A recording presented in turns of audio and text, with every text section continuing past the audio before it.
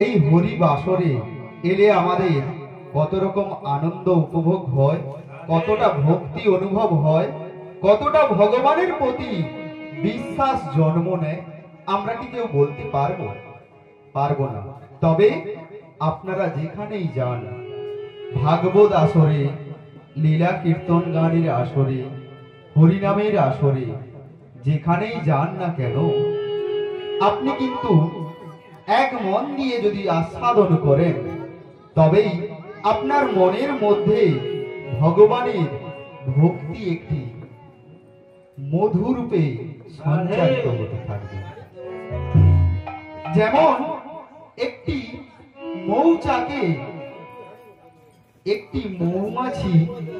হাজার হাজার ফুল থেকে একটু একটু করে মধু সঞ্চয়িত করে যেমন তার চাকের মধ্যে ভর্তি করে রাখে না, ঠিক তেমন ভাবে আমরা সবাই যদি ভগবানের রূপ মাধুর্য, ভক্তের রূপ মাধুর্য,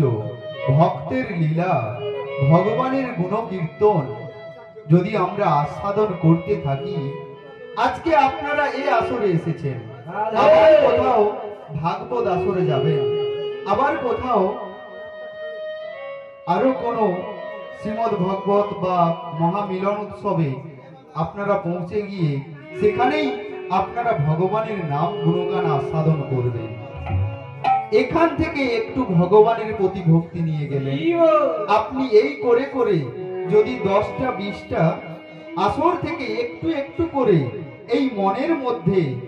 ভক্তি রূপ মধুটাকে সঞ্চয় করে রাখতে পারেন, তবেই একদিন হা কৃষ্ণ বললে, হা গোবিন্দ বললে, তোমার নয়ন থেকে সেই প্রেম বৃষ্টি অনুভূত